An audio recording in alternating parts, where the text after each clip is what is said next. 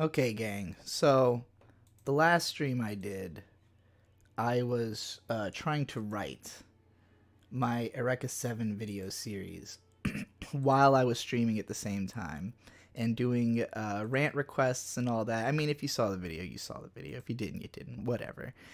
Point being, it was really hard to write and answer super chats at the same time. Specifically, like, trying to think critically about something and watch it and pay attention is hard when you're talking about something else. But this time I'm just going to be editing, and it doesn't really take much thought to edit. It's mostly just plug and play. I mean, right now I'm on the audio editing stage, so it's just going to be me removing all this stuff of, mess ups and errors. But as a result, you will be hearing the script in piecemeal, and it's probably going to get really surreal as you hear me speaking and then also hear me speaking through the video that I'm editing. So it's going to get trippy and weird very quick. But as always, rants for super chats. Anything you want me to talk about, I'll talk about it. And, say hello. Even if you don't have a super chat, just say hello. I like hanging out. I like talking to everybody. All right. While I wait for people to start showing up, Rui says, yo, what up? And Anonymous is here. What up, everybody? I'm going to go ahead and just get started. So let the surrealness begin. Also, let me know if I feel like the music I'm listening to is actually way too loud for y'all. Or way too quiet for y'all, I mean. Yeah, okay, let me try to make... I'll try to make the... I don't want the desktop audio to be overpowering, but I also need you to be able to hear. For complete context, this quote can partially... So that should sound pretty much the same as me talking, but like maybe slightly quieter, right? If so, then that should be the correct sound mixing, and then, the music in the background and all. For complete context, this quote can partially be taken as Kyoto-san's explanation for why he doesn't feel the need to focus on coming of age as an integral part of Eureka Seven storytelling in his approach to constructing the sequels.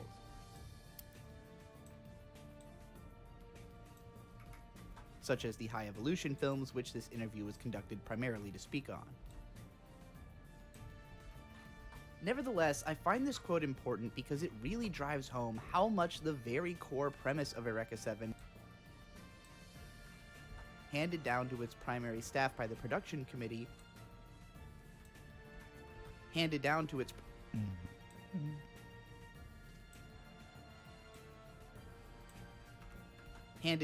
primary staff by the production committee, was to create a compelling show about young people piloting giant robots into battle. After all, the show was created as a result of good old Bandai's desire to produce a mecha series with the title Eureka 7 with Studio Bones. Yes, the title was the first thing about the project. And the studio took the project and this.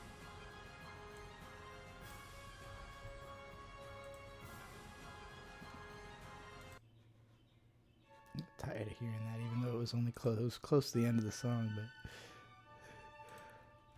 And the studio initially wasn't going to take the project, but ended up doing so out of their interest in creating a mecha series with designs by Kawamori Shoji, and on the condition that they could scrap Bandai's concept and let their staff come up with their own thing. Not unlike Watanabe Shinichiro's Cowboy Bebop and Samurai Champloo productions, the conception of Eureka 7 seems to have come from slurring together all sorts of recognizable aesthetic influences that intrigued the creators, finding thematic through lines between the culture and histories behind those aesthetics,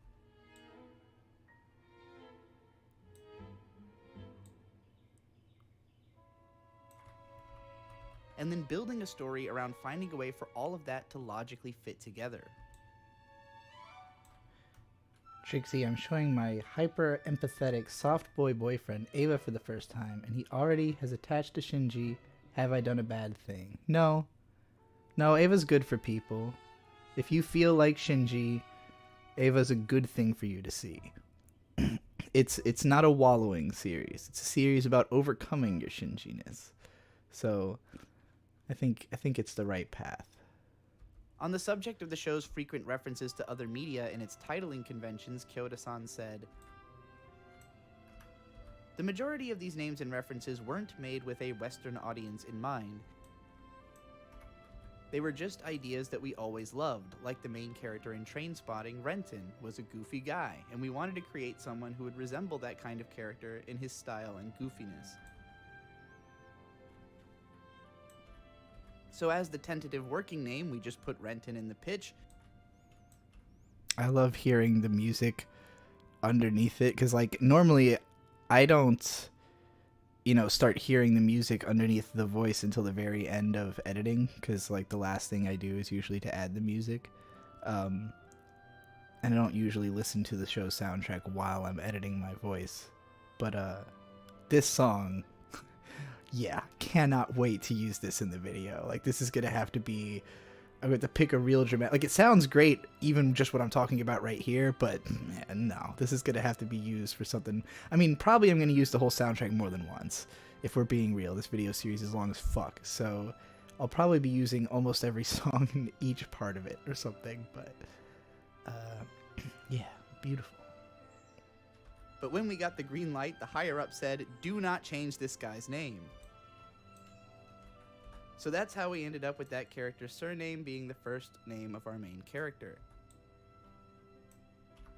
Oh, let me just make my background visible so there's like a cute anime girl on the screen and it's not just a abyss of fucking blue. Basically, we put all the influences waveform. we felt from all the overseas media we were fond of into Eureka 7.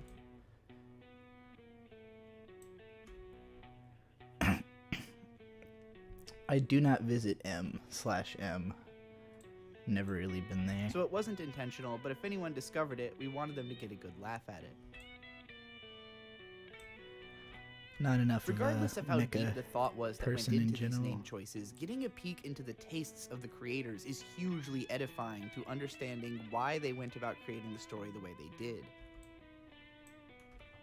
For instance, Eureka 7 has one of the most eclectic soundtracks in all of anime. Hey, I'm talking about the soundtrack that we're listening to. How long will the video be? Well, this is just going to be the first part. So this is just about the first episode. The recording length is 1 hour and 6 minutes. But I'm suspecting that a significant amount of that will be cut, in the editing process. So it'll probably be about an hour. Probably be like another 6 minutes worth of cut. Let's see where I was just now. It looks like here. Fee of Dan.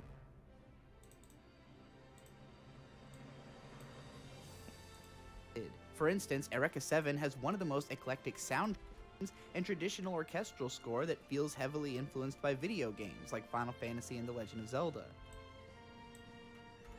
Hey, Cameron Diao with $9.99 in Super Chat. Domo arigato gozaimasu. Have you seen Everything Everywhere All at Once? I have not yet. I have been meaning to, though. Sorry, I can't really rant about it since I haven't seen it, but I've watched a bunch of reviews.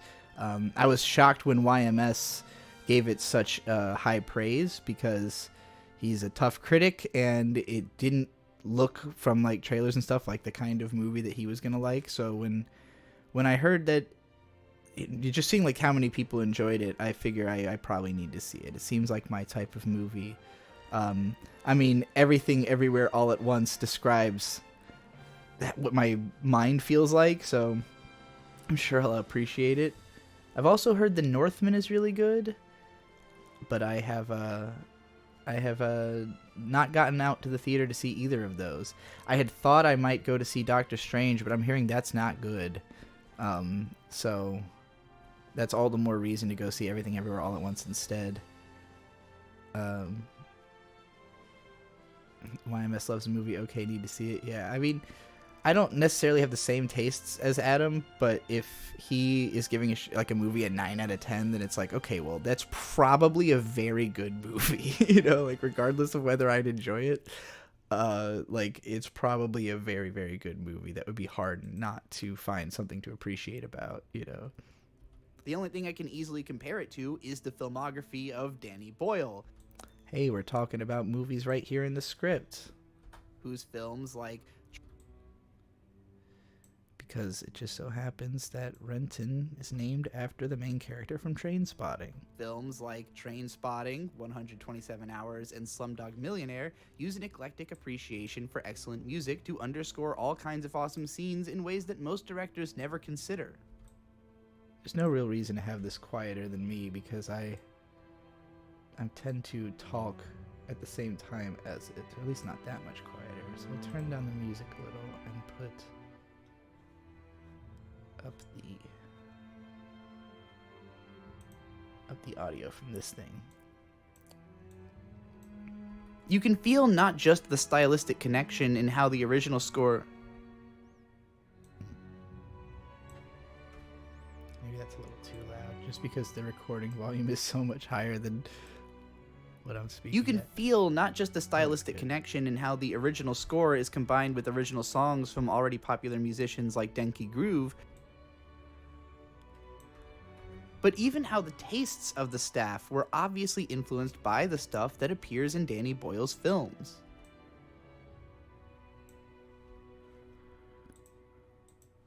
Considering Kyoto-san's rather artsy taste and the fact that he was coming off of directing the infamously bonkers Razafon film, there's something... I see another super chat from Rui with MX $100. I have to look at what MX is. Mexican peso. Yeah. Let's look at the...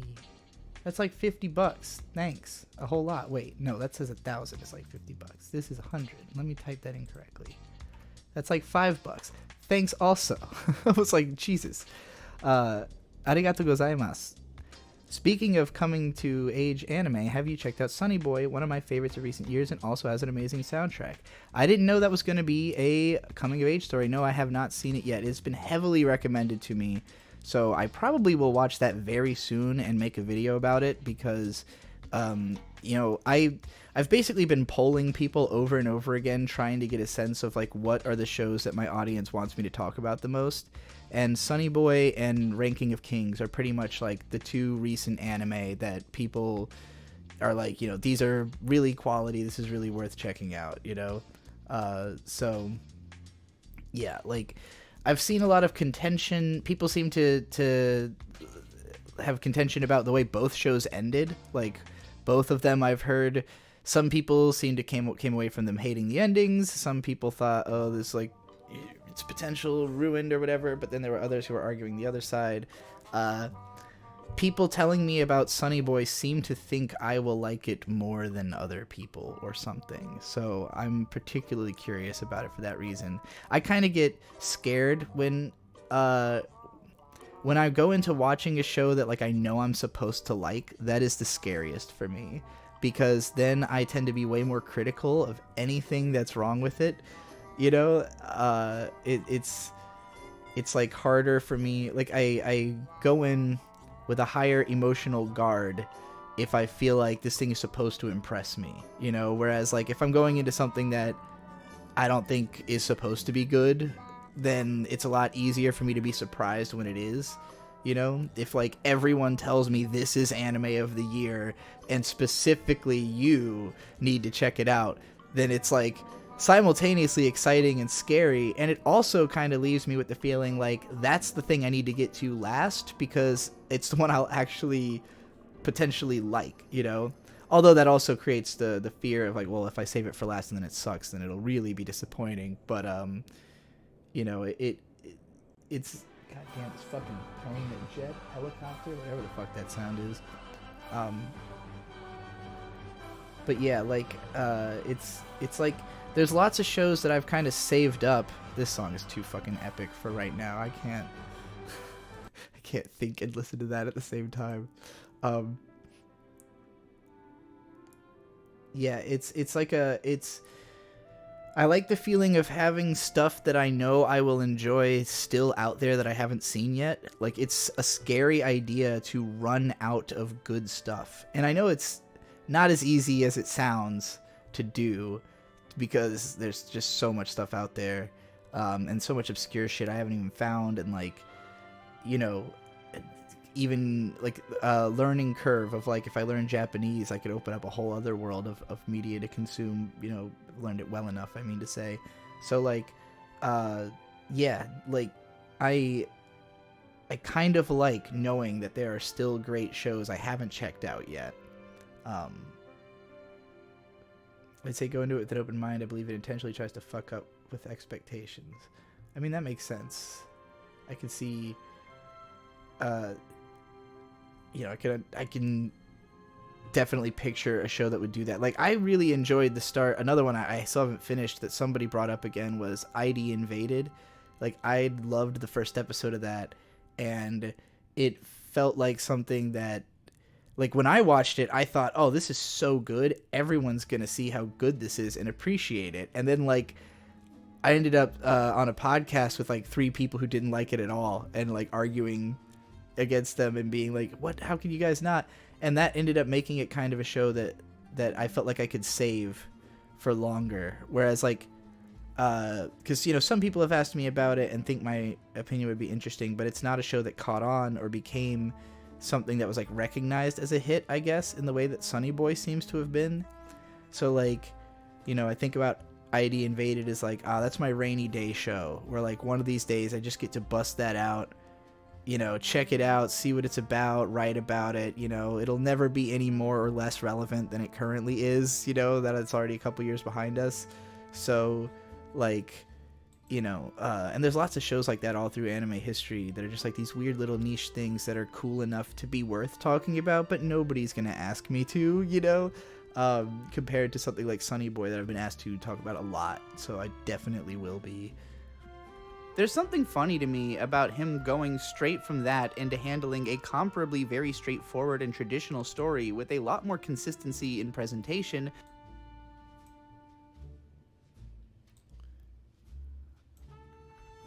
necessitated to keep it functional. Having said that, I also don't want to overstate how much impact Kyoto-san actually had over the final product. After all, he was extremely clear that only the first 3 episodes really amounted to the story that he'd originally intended to tell. It seems very likely to me that a bulk of the world building, influences, and overall conception of what kind of story Eureka 7 is and what it would try to communicate in its themes was all decided in a series of meetings between Kyoto-san,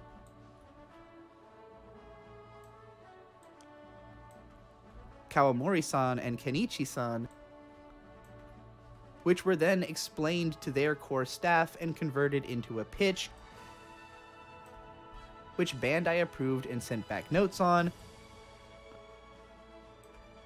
and then sent back a whole bunch more notes once the show was actually airing, and they started deciding the course they wanted to take it going forward. While Kyoto-san would serve as director for the whole series, he only independently served as episode director on episode 50. This is another one of those songs that just sounds really good in the background of talking over and storyboarded episodes 1 through 3. Just makes everything I say sound so episode hopeful 9, and 14, magical. which is a recap episode. 19, 13, 33, 19, 33, 49, and 50. And I'll get into what the episodes he chose to handle say about his style later on, but for now, I'll just point out that each of the show's 7 episode writers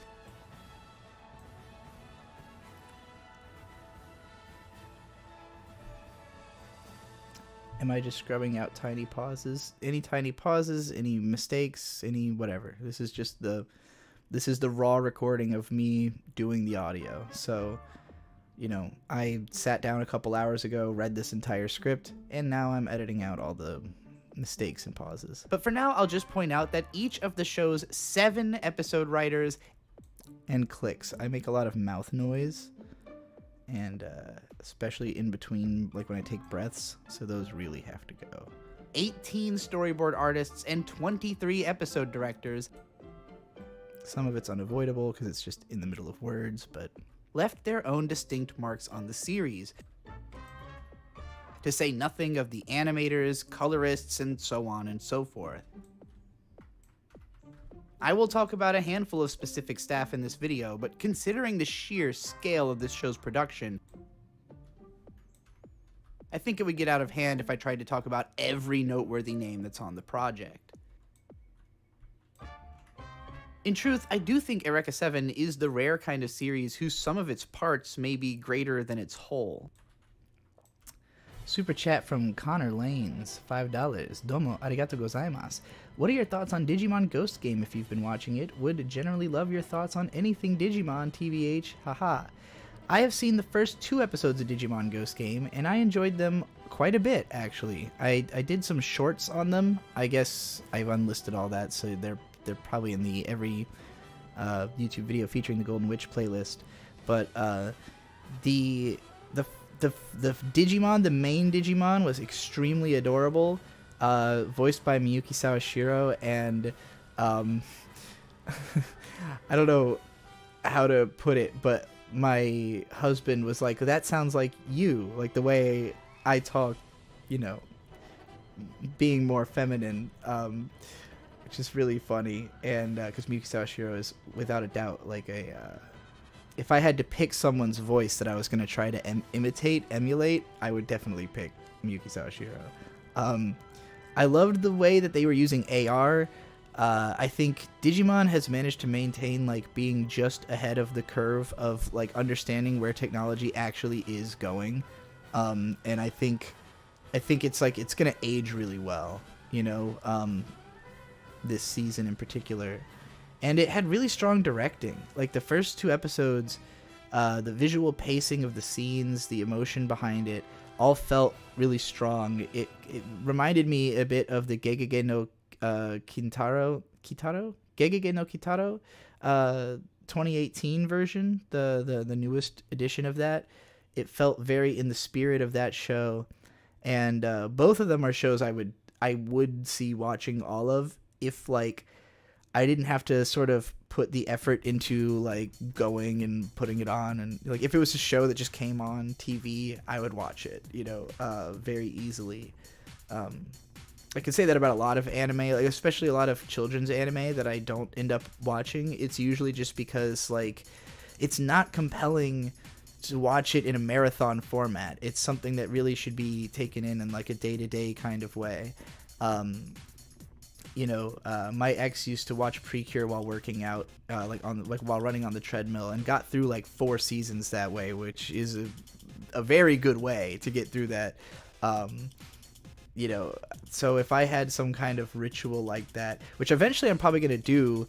Actually, I need to get on that soon because I want to watch all of Pokemon and cover that for Anime Alphabet P, and I have to calculate how many days there are between now and whenever P is going to be due, and then probably start planning like a watch schedule for that. And then I also want to do Yu-Gi-Oh for Anime Alphabet Y. So those are the 2 next like huge children's shows that I'd like to watch. And if I get a good rhythm going, marathoning Pokemon and Yu-Gi-Oh, which are both very easy for me to watch because I grew up with them, I have a ton of nostalgia, you know, I will probably try to take that energy forward into just having, you know, a spot in my life for kids shows like Aikatsu Friends or Digimon Ghost Game or Gegege no Kitaro 2018 that I really want to watch, but like just wouldn't probably think to be like, oh, I gotta catch up on it, especially because it's gonna last fucking for a while probably. Like it doesn't, from what I've heard, I haven't watched that much of it, Ghost Game doesn't sound like it's meant to wrap up quickly, or like it's not meant to be like a 50 episodes and it's done self-contained story like a lot of the Digimon shows have been. It seems like it's meant to be more of a long-form Pokemon style, like, you know, like there's gonna be tons and tons of episodes. I don't know if that's true, so you can tell me if I'm wrong about that. But yeah. Anywho. After rewatching the show, I struggle to say that I think it's so exceptionally well written that it deserves to be compared to the incredible wit of Super Dimensional Fortress Macross, or the dramatic intensity of Mobile Suit Gundam, or even just the perfectly realized thematic conception of Gurren Lagann. But I also understand how this show connected with me in a more personal way than any of those series did. Whenever you see a huge like in between here and here, and there's just like a big blast of audio, that's where I was clearing my throat. Because of how much I can relate to some of the emotions that some of these creators poured into this work. I wouldn't be at all surprised if I'll read comments on this video from viewers that were mostly intrigued with I won't be surprised at all when I read comments on this video from viewers that were most intrigued with and most bored with a completely different list of episodes from the one that I will give in the course of this video. And I also won't be surprised if those people feel as I do that Eureka 7 is a show that intellectually I can't help but consider like a strong 8 to a light 9, even though I'm compelled to carry it around in my heart like it's a 10 out of 10. Reading the staff interviews to get context on the creation of Eureka... That was a bad pronunciation dip there. Reading staff interviews to get context into the creation of Eureka 7, the thing which intrigued me the most was how Kyoto-san specifically considered the first 3 episodes as the one which he was the most invested in creating.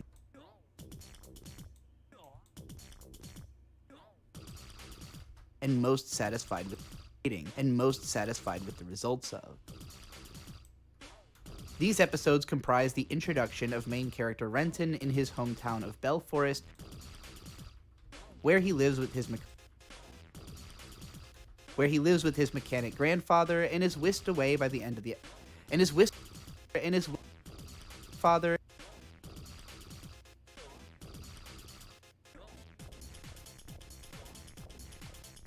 This is fucking perfect editing music. Grandfather and is whisked away by the end of episode 3 to join the Gecko State gang of surfing terrorists. Each of these episodes is worth talking about individually, and all 3 were written and storyboarded by lead writer Sato-san and series director Kyoto-san respectively, though each of them has a different episode director. Before we can dive into the first episode proper, though, we of course have to talk about the first thing which greets us when starting up the series. The iconic soaring first opening theme song from Flow. This act was eventually going to be much better known for the very similar Code Geass opening. I'll never stop saying Code Geass as long as I fucking live. And their bombastic, feel-good, floaty take on pop music is always instantly engaging and delightful. This one has such a dramatic liftoff into its chilled-out vibe that it sets the tone of the series perfectly. Eureka 7 introduced me to Acid House, and I'm forever grateful. I know, right? Oh boy. Sharo X Rize with $5. Arigato gozaimasu to itashimashite. Top 5 hottest lollies. I don't think lollies are usually hot. Lollies are cute. Lollies are for the head pats. Lollies are for the carry around on the shoulders and allow them to pick the fruit from the trees from on top of the shoulders and throw up in the air and then catch and then put down. But who are the cutest lollies? Well, see, now I'm trapped in thinking about what, like, meaning of cuteness am I looking for. I mean, like, so once upon a time, I was going to write a light novel called Ultimate Lolly Apocalypse. That was basically a giant group fanfic, like an epic story, like a Eureka 7 style epic story, with all of the most popular, or all of my favorite, rather, lolly characters from different anime. And the main character, of course, would be Sakura Kinomoto from Cardcaptor Sakura, because Sakura is just the best girl ever. She's the most lovable protagonist in anime that I could think of. Sana Kurata from Kodocha, it's funny because she's so not drawn in like a lolly art style that it's hard for me to even think of her as a lolly, but she's the best little girl in anime. Like, she's my favorite anime character, probably, in terms of just like being super admirable, fun to watch, compelling, and yeah, so like, this isn't really answering the question, but I don't think the question should be answered with any kind of seriousness. So, yeah, I'm going to say the best young women in anime, the best characters, Sakura Kinomoto, Sana Kurata, Triella from Gunslinger Girl. Nina Mori is really cool from Fooly Cooly. That's a good answer as well.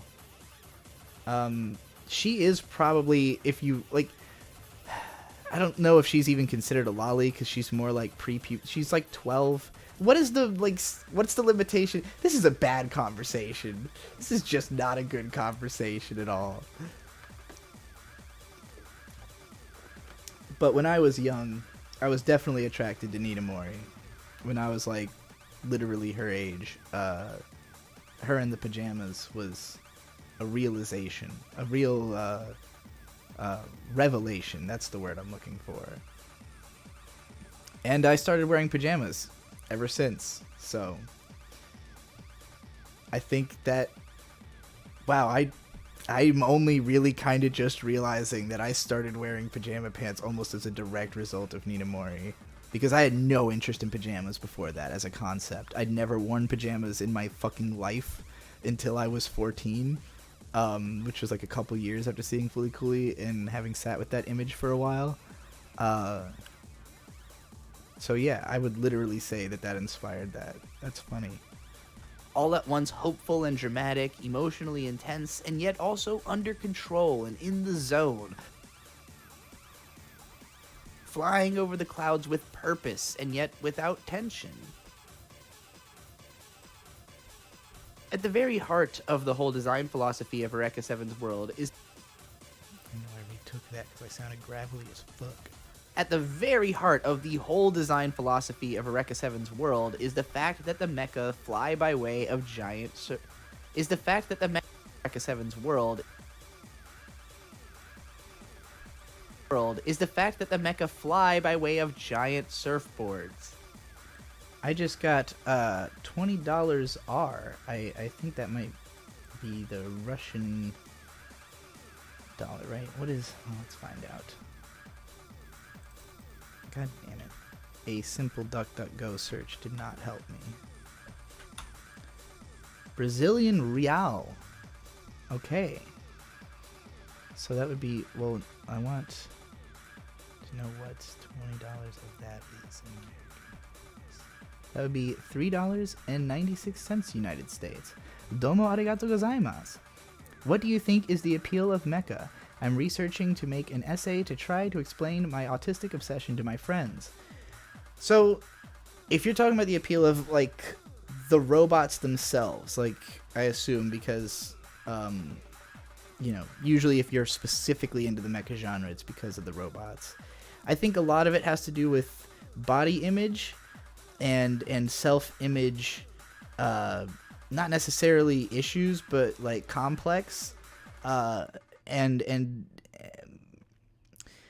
maybe a tendency to physical derealization, or like, because I see a lot of I see a lot of mecha and moe as being two sides of the same coin, of both of them are like a desire to escape into an aesthetic that is empowering in some way, And like for guys who are like, for straight cis guys who are watching anime for the cute girls, it's like I'm fantasizing about the woman that would solve all my problems. Like the woman that would be the one for me, that like I would stop having to worry about, you know, how difficult it is for me to communicate with women, because one of them will come along who I can communicate with. And that's kind of, or I'll have the option between several, you know, like that's where I see it from, like from looking at harem show type stuff.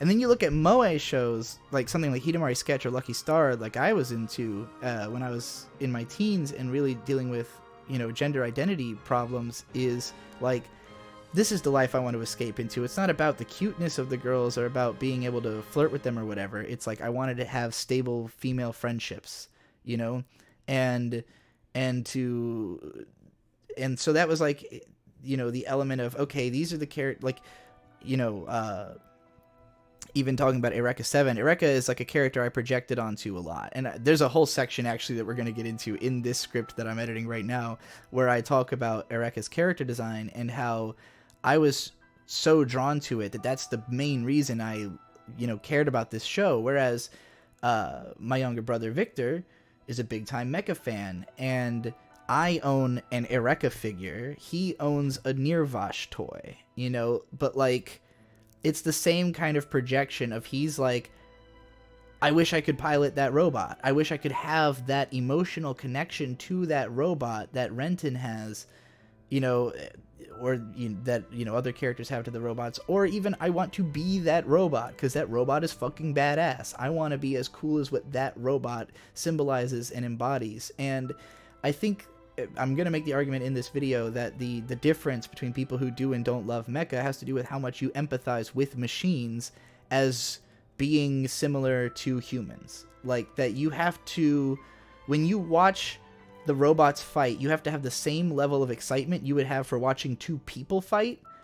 And that's where mecha tends to lose me, is that, like, I can't think of it like, you know, like the mecha getting hurt is the same as me getting hurt, without the Evangelion level of like literal, you know, Shinji fucking screaming because his arm feels like it just got torn in half. Like, that made it relatable to me because the humans were experiencing that emotion, you know?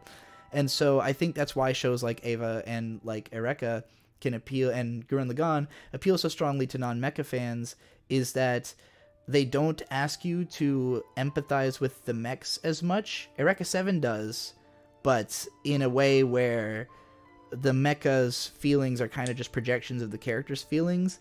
And whereas like Gao Gaigar, like the characters are mechs. Like most of the characters are mecha.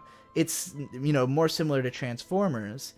You know, it's funny, I grew up with Beast Wars, which is Transformers, but they turn into animals, and I had never really been able to go back to the old Transformers because it just didn't connect. I didn't connect to machines the way I connected to, you know, organic life forms. So yeah, I definitely think a lot of it is just like, can you empathize with the machine?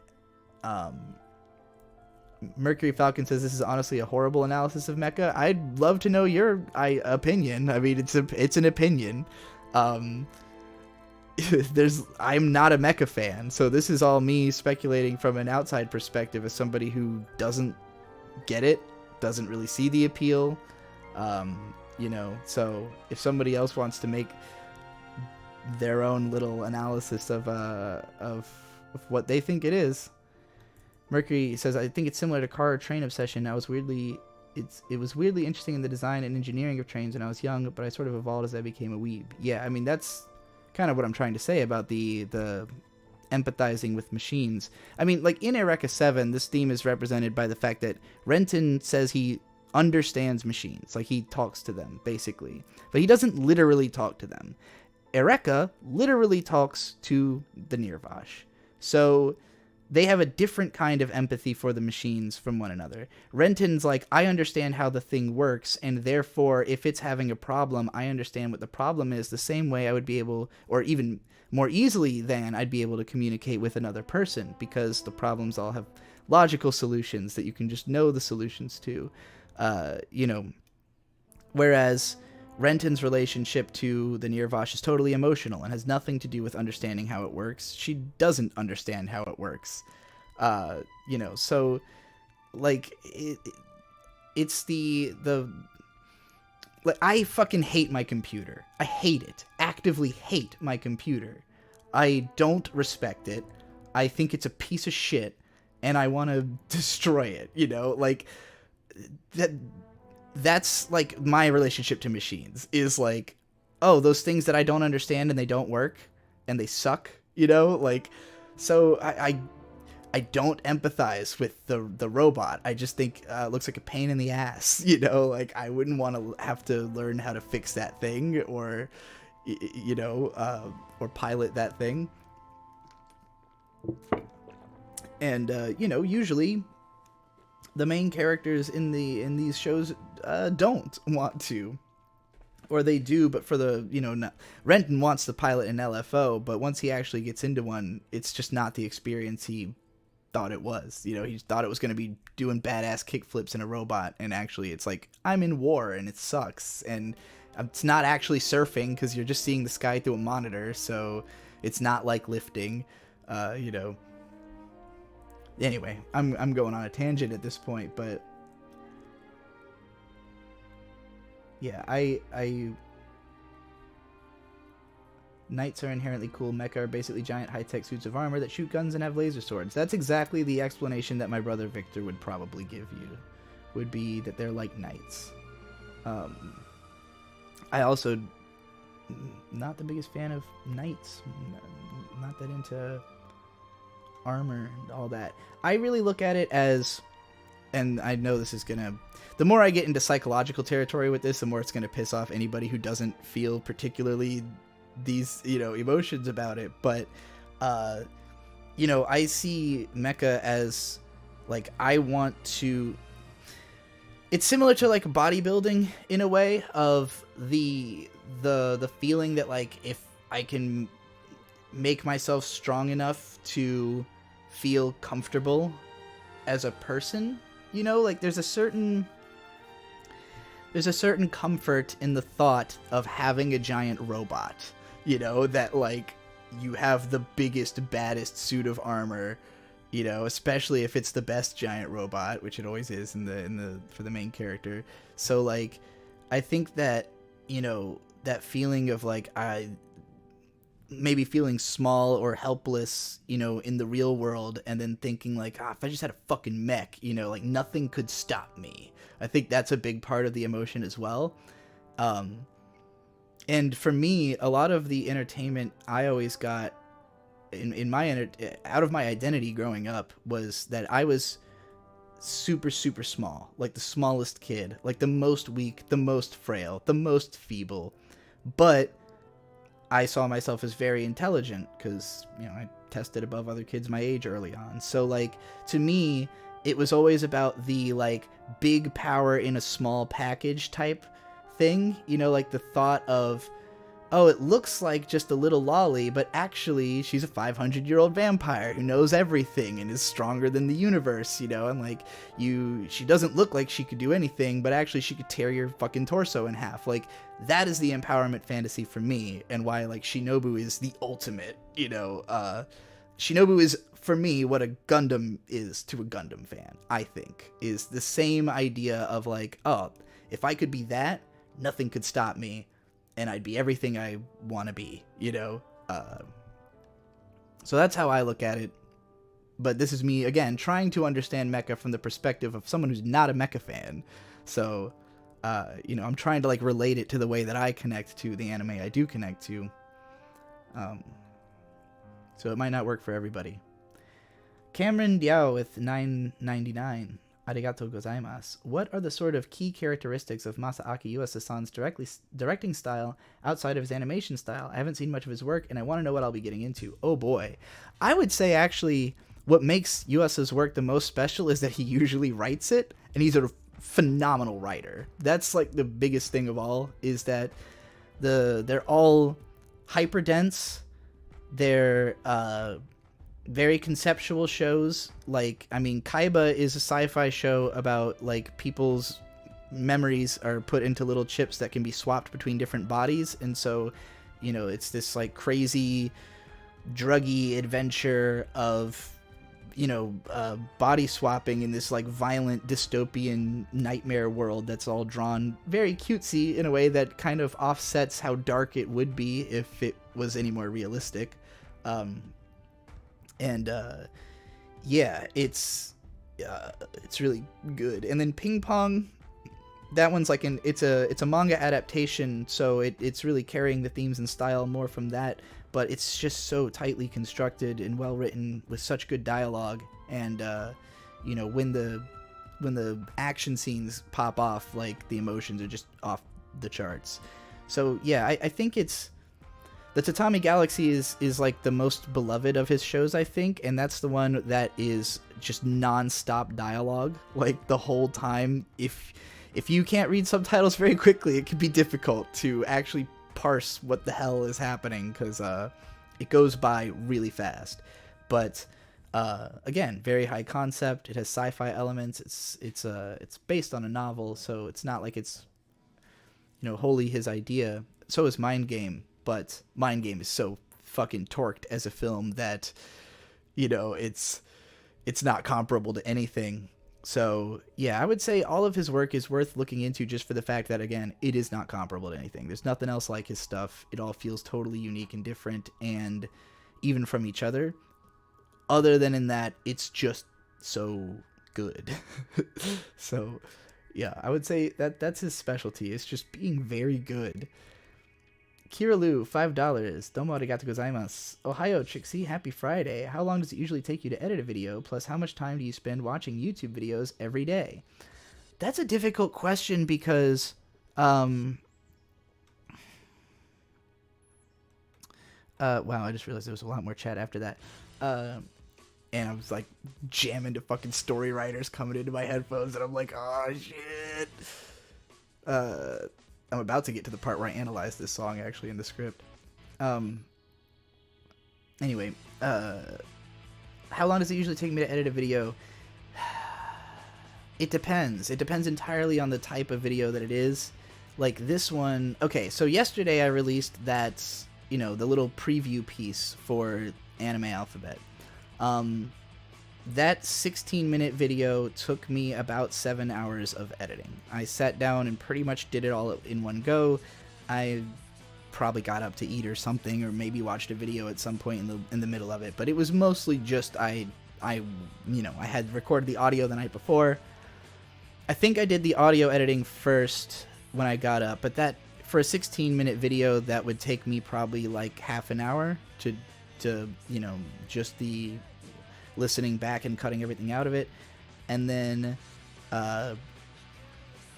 you know, the rest of the editing would have been the rest of that day, but the bulk of that was the first half because there were so many different clips. So most of that editing effort was just me downloading all these clips of different shows off of YouTube, and then, you know, finding a decent looking part of each clip and stacking them all in a line, putting all the names on them, putting all the music behind it, you know. So it was a very straightforward process because I wasn't really referring to anything specifically in that script in terms of like what should be shown on screen other than like the name of the show. Whereas if I'm editing for, say, this Eureka 7 video, it's going to be all very specific clips. Sometimes that makes it go faster, sometimes it makes it go slower. I would say that the one I did yesterday, like, doing that process of having to download a different clip for almost every single thing that I'm talking about makes it take about as long as it possibly can. So yeah, and I don't do anything super complicated with my editing. I don't try to do any like trick gimmick edits or make it flashy or fancy, because I am not impressed with that stuff usually personally, and also don't really know how to do it, don't want to waste my time. I'm a writer, that's the point of this whole thing. So, you know, to me it's like the visuals are only matter in so far as they enhance what has already been written in the script. So yeah, that's why it's usually relatively straightforward. And then we have another $5. Oh wait, did I answer that question? How much time do I spend watching YouTube videos every day? because I don't spend a lot of time actively watching them. I play a lot of YouTube videos in the background while I'm doing other stuff. So, like, most of the stuff I'm subscribed to, I check out most of their videos when they come out, but a lot of them aren't that interesting, so they're just kind of background noise. In terms of, like, actively watching them, probably a couple a day. I'm trying to think, like, let me look at my YouTube right now and see what I've watched in the last so I watched Deep Focus Lens's Doctor Strange Multiverse of Madness review because I was curious about that movie. Doesn't seem like one I'm going to end up wanting to watch. I watched most of Hack the Movie's Why Superman 1978 is the most influential superhero movie ever made, but that was just because I was editing and had it on in the background, so, you know, I took it in, but it was literally my voice over that one at the same time. I've watched like half of Lady Emily's narrative analysis of the Spider-Man musical, but I'm not that interested in it, so it's another one's kind of in the background. Finn McKenty's Front Person Tier List Part 2 I watched. I always enjoy Finn McKenty videos, so I pretty much watch those every time one comes out.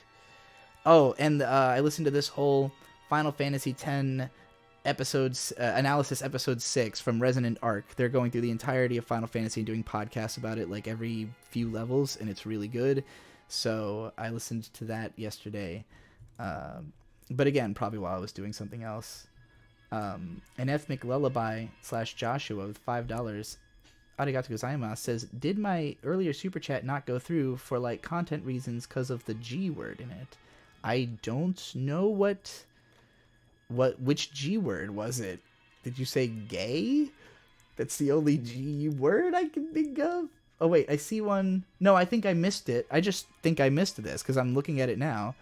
I started making YouTube videos about genocide and philosophy from reading old Quora posts I've written. Any advice on promotion? So I guess genocide was the G word. I'm sorry I missed that earlier and that you ended up, sending another one. But advice on promotion, where are you planning to release it, I guess? Because if you're, well, okay, you said YouTube videos. So, I mean, I've often said that the title and thumbnail are by far the most important thing when it comes to marketing a YouTube video. You just got to have something that's really catchy and gonna get people's attention. I would say the edgier the better. You know, like for me, I always return to my video the great anime director who time forgot as my example of like how to market something that nobody would possibly have cared about, which is like, you know, to not say Mori Masaki, you know, creator deep dive, but like just very generally great anime director time forgot sounds like it should be interesting no matter what, you know. So like genocide, like if it was like, I don't know, history of genocide, I don't know what the exact topic you're covering is, you know, but something like, you know, like sorry, I'm like looking at other arguments going on in the chat. Yeah, like whatever the subject is, you just want to, this song's fucking, this is way too much. You know, whatever it's about, try to find the edgiest possible way that you could phrase what it is, and like the edgiest image that you can get away with putting on YouTube and be like, you know, this is gonna blow your minds, this is gonna make you fucking feel things you've never felt before, I'm gonna you know, tear your world asunder. And that's what you're trying to go for. And then you know, send that around. Send it around to anybody who you think could possibly enjoy it. The easiest way to get your stuff promoted is if somebody who's already popular watches it and likes it and talks about it. You know, but like you can't rely on it just being like one person that you follow, like me, who may or may not end up liking your video. You just gotta fucking send it to as many people as possible who you think could enjoy it. And hope that it catches on. The fastest I've ever seen that work was with Captain Christian when he made his first video on the Superman Fletcher movies and then sent it to like Nerdwriter and Every Frame a Painting. Those are the two people who I specifically was following on Twitter who both retweeted it you know, because he just sent it to them thinking they'd like it. They did. They retweeted it. And then he had a video with, you know, 200,000 views like the next day. So, as his first video. Drug-free romance with $5. Arigato gozaimasu. Would love to hear you rant on Love Live. Not sure if you ever made it past episode 2. I made it to episode 3.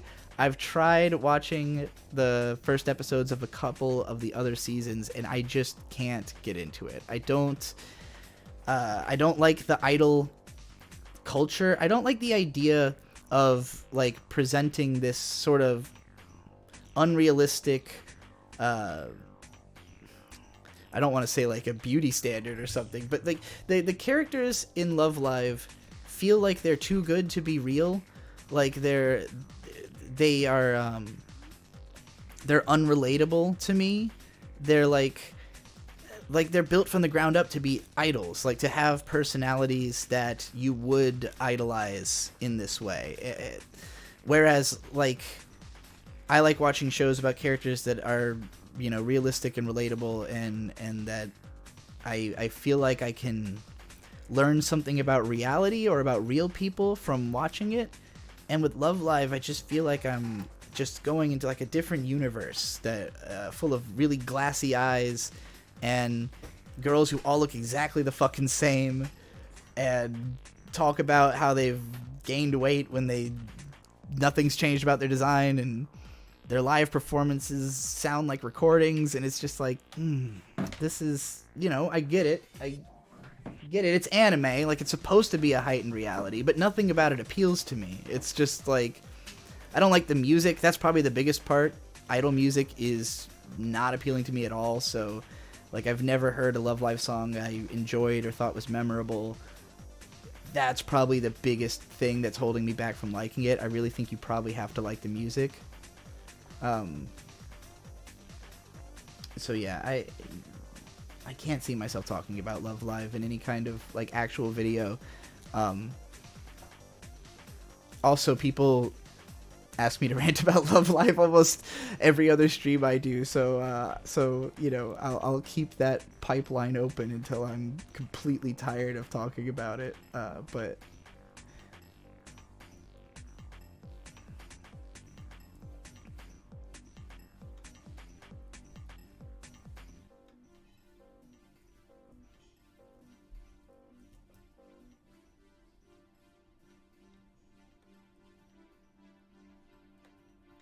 I'm just like looking over the conversation in the chat to see what I missed on all these genres discussions. But it's already gone too far for me to really respond to everything. Oh, another super chat. Lucky is free with $4.99. Domo arigato gozaimasu. What are your thoughts on Star Driver, a rather unique mecha anime directed by Takuya Igarashi, one of the big 3 directors of Sailor Moon? I really enjoyed the first 14 episodes of Star Driver, which is all I have seen of it. I was watching it while it was airing and just kind of fell behind. It was another one of those shows where a lot of people seem to be disappointed with the second half, or didn't think the story like went anywhere that interesting, so I didn't end up feeling like urgent to finish it. But I know my brother Victor did, and he seemed to like it. He ended up buying some of the mech model kits and stuff, I think, and watching the movies, which I also haven't seen. So yeah, I remember I love the art style. I love the character designs. I actually bought a tiny little figure of the red-haired girl, I don't remember her name, or pink hair rather. No, I'm not talking about Eureka 7. I'm talking about Star Driver, which like definitely has some of Eureka 7's blood in it. You know, being a Studio Bones show, it has some of the design staff carried over. But like, to me, that show is very much defined by the writing being by Enokido Yoji. Like, he wrote Revolutionary Girl Utena, Melody of Oblivion, a couple other things. Everything he writes has a very distinct feel to it. This like weird, cheeky, hypersexual, you know, like mysterious, repetitive world that, you know, I think at the time, because Star Driver aired, I want to say in like 2009 or 10 or something like that. Like it was a while back, and like Star Driver is the best cheesy show I've seen. It was very cheesy, and it had really funny. It had really good. That song "Monochrome," I think was the title of it. Was really fucking good. But I remember it would play in ways that made it funny sometimes. Yeah, it was one of those like tonal whiplash, all over the place type shows you can never really quite put a pin down on. But I think that back then, like a show as unique as that didn't seem as unique to me because I was still new to like the creators, where, you know, I was coming off the heels of not having been that long since seeing Utena and all these other shows, because I was like binging everything from these creators I liked at the time.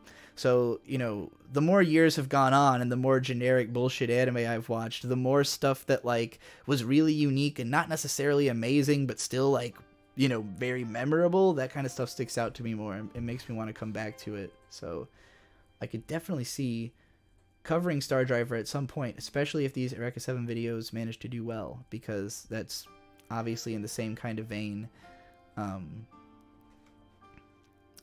But yeah. Sato-san investigated surfer culture to get a sense of the themes that would flow from this central concept, and a lot of the pre-production effort went into just realizing how these robots were going to be animated and what the world would have to be like to justify their existence. Much of the show's identity flows out of simply having answered the question of make a show about kids in robots with, okay, how about they surf?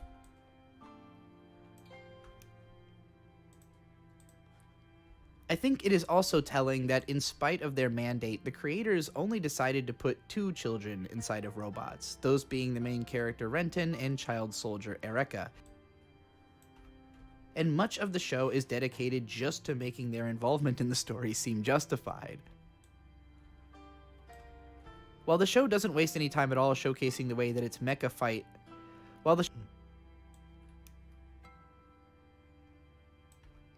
While the show doesn't waste any time at all showcasing the way that its mecha fight in the superbly staged, colored, and animated opening scene, it does hold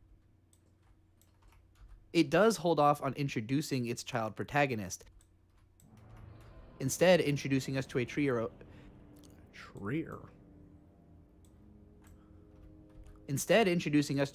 of older guys who find themselves in a brief combat engagement.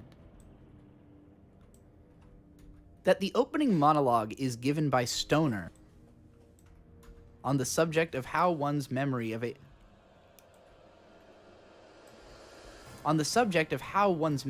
piece of media is most often connected to the people that they experience it with, truly does convey a sense of breadth in the show's intentions. I get the impression that Sato-san felt most comfortable starting his script on a statement he found interesting in and of itself, and the way that the character attributes the quote to himself really makes me feel like Stoner was built as a self-insert character for Sato-san. Given that he is in fact the writer of the Rayout magazine, which Gecko State publishes, and can't help himself but to write out loud a lot of the time. I've always found Stoner to be one of the most personally relatable and easily likable side characters in the show myself, in part because he feels so well realized in his dialogue. Oh no, this is the musical sting. This sting we just heard in the soundtrack is the worst thing about all of Eureka 7. It was just the dramatic song that ends with the doo-doo. You know what I'm talking about? No. You made fun of it when we were watching the show. How like similar to the Full Metal Alchemist song, it's like it just like builds up into this very obvious climax, and like every time you hear the song, you're like, oh, here it comes. It's the same sound effect that's used on the surprised groundhog thing. Like it's a really old meme, but it's this groundhog. He turns around and it goes. It's not the same as that, constantly. But it is very similar. It's not. I know what you're talking about. I've seen that clip hundreds of times. But yeah, it's that cheesy, for sure. The fact that Stoner is actually riding in the back seat of a Surprise mecha, Gopher is taking dun, high dun, quality dun. photos of the But, action going on in the other mechs around him with a Yeah. DSLR. It's pretty bad. By the way, Bird's here now. That's me. Hello. Is immediately as inventive can't in hear what context I'm as the listening to. existence of the surfing robots Nope. to me. Which is my own voice, mostly. It brings a feeling of completeness and complexity to expecting what would you to be home otherwise for just be a another random half hour, action which scene is why establishing the I was characters and streaming. where they're going. Yeah, the mountain wasn't as busy as we thought it was going to be today. I see. But because there's also a journalist got on sent home. board adding his own It's stakes fine. in that That was he's supposed trying to to get the perfect shot of the action, just beefs up the scene to a level of memorability. We're also introduced to Matthew in this scene, whom I find noteworthy for being a good-looking black character design. Anime doesn't tend to have a lot of black characters, or to put a lot of thought into their designs when they do, but Eureka 7 is particular to create characters of many different races, body types, and features with a stylized sense of realism that brings its future world to life immediately. Just the sight of Stoner in his writer's hat with his weird little goatee and the lanky Matthew in his jersey instantly sells the casually multicultural identity of the series on the whole, which we'll have plenty of time to talk about in more detail later.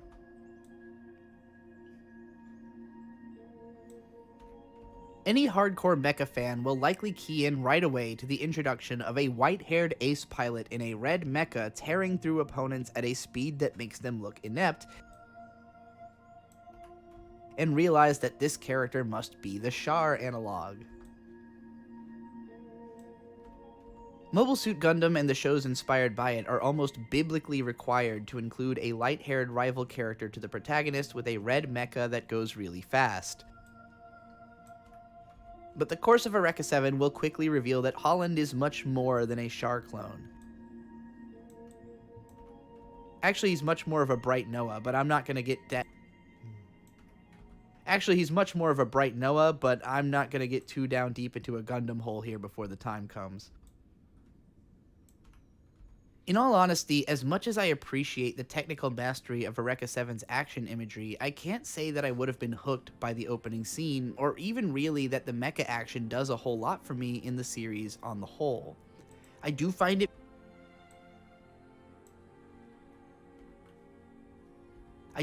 it visually intriguing, and I can remember the first time I saw a lot of the show's more dramatic battles. But rewatching them, I was rarely gripped by the action itself, and sometimes found myself sort of drifting in attention during the less dramatic action scenes. I suspect a big part of why mecha anime can be difficult for many people to connect with is the lack of human faces on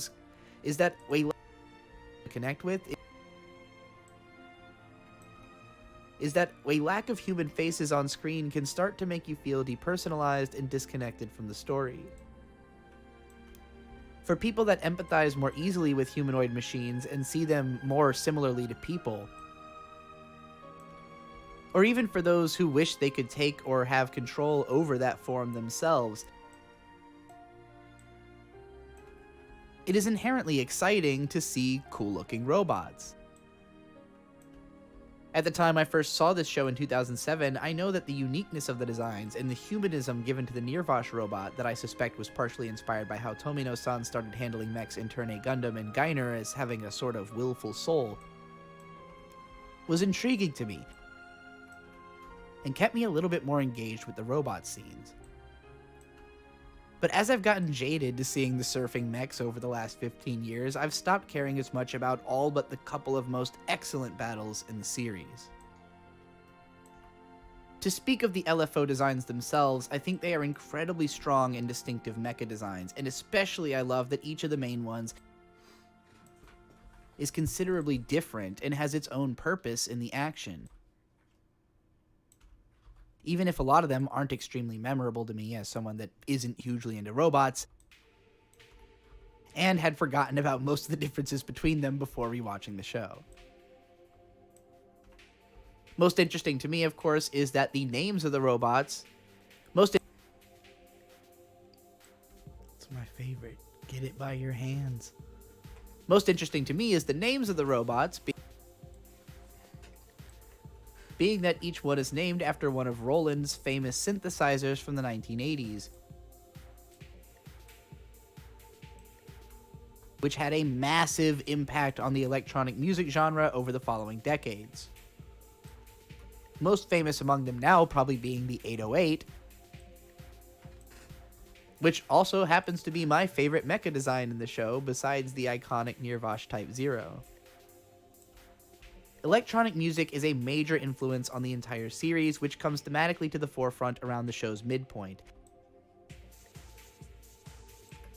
And I think naming the mechs in reference to the technology that makes that music possible was a brilliant detail, and can also lead you into learning a lot of history of music if you look into all of those synthesizers. Also brilliant was the decision to introduce Renton by way of hyper-detailed shots of his bedroom. We have a $10 super chat here from Jacob Wagner. Arigato gozaimasu. I wonder how many people who don't like Eureka 7 because they don't like Renton watch the dub. I couldn't get into it at first either until I switched to the sub. Johnny Young Bosch sucks. I have that suspicion almost every time somebody tells me they don't like a show because of a specific character bothering them. I think, you know, there's a version of this show that's probably really fucking obnoxious where none of the characters are likable. And just now when I was pulling the thumbnail for this video, I heard Stoner's dub voice for a second because I have the dual audio downloads, and Eureka sounds fine. Eureka sounds pretty much exactly the same, just like a little girl who doesn't know anything. I all I heard was Stoner for a couple seconds, and I was just like, nope, because he didn't sound cool. He sounded like a fucking stoner, which is not the point. Like, he didn't sound like over-the-top stoner voice or anything, but he was just kind of like, you know, you didn't know that quote came from me. You know, like, none of the, like, the seriousness or coolness. Like, Stoner should sound, if anything, like my regular speaking voice, but a couple octaves lower, like, just a normal, like, you know, anyway. It was obnoxious, and I clicked away quickly. And you know, you will never ever hear me making a pro dub argument. You just won't. It's not gonna happen. I would never watch an anime that way. I would never recommend anyone watch an anime that way. I don't care what the circumstance is. I don't care how good the dub is. If you want to watch it that way, by all means do it. I just wouldn't recommend it, personally. Teenagers tend to reify their identities by surrounding... Is Netflix's Altered Carbon resleeve, because that's how it came out. That makes sense. Well, I mean, technically all anime comes out dubbed. It's just dubbed in Japanese. I mean, because the process of recording is called dubbing. Sure, I just think if you're watching it in English and it came out in English, you cannot call it a dub, or you shouldn't. Well, you know, it's confusion. It is an English dub, but yeah, it's not dubbed over a original. It is the original English dub would be the way to describe it. There's a few anime that that are produced in Japan but had a English dub as their main means of release, and even like look. Shinichiro Watanabe himself prefers the English dub of Cowboy Bebop to the Japanese version. And I'll tell you, when I hear Jet Black's voice in my head, it's the voice of the dub. It's not that I don't know what he sounds like in Japanese. Spike Spiegel's a little more contentious because in Japanese, that's the voice of Spike Spiegel, and in English, that's just Steve Blum's voice to me now. You know what's funny? If I think of Jet Black's voice, yep, I think of the live-action voice. It's the same voice. Okay. That is the dub. Mustafa Shakir nailed the dub voice of Jet Black perfectly. He sounds exactly like the dude who did it. It's the one place where I can say, like, I can definitely say this man watched the original show possibly more than once. Teenagers tend to reify their identities by surrounding themselves with physical reflections of the image that they want to have for themselves. hence why my room was completely covered in posters of cute anime girls around the time I watched this show for the first time. And Renton's room instantly tells a lot both about who he is right now and who he wants to be. Very chilly squid with $5. Arigato gozaimasu. Hey, could you throw out some podcast recommendations? Well, I can definitely recommend, if you're into hip-hop, the Jittery Zeitgeist podcast that I have over on the ASE Presents channel with a bunch of my hip-hop friends. And also the New Void Gazers podcast, which is more of a general discussion and hangout podcast that is also on that channel. It's also me and my friends. And then, other than that, the podcasts I listen to the most, actually, the one I would recommend the most highly, but it comes with the caveat that you have to be ready to hear fuck shit, is the Creep Off. Creep Off is a show of Carl and Vinny, who are two assholes from Rochester. Vinny Paulino runs a comedy club. Carl is just an asshole marketing guy who has a show called Who Are These Podcasts that roasts other podcasts. I also love Who Are These Podcasts. That's a much harder show to recommend because, not unlike The Dick Show, which I also watch, it's gotten very lore deep, where like the episodes are mostly back end of just like keeping up with all the shit that they keep up with. Whereas the Creep Off is every week they have to, the two hosts, who are both creeps themselves, have to pick a creep based on a certain theme and see who's the bigger creep by just describing the fucked up shit they did. So, most of the show is two guys describing and then cracking horrible jokes and laughing at the worst things that have ever happened in life.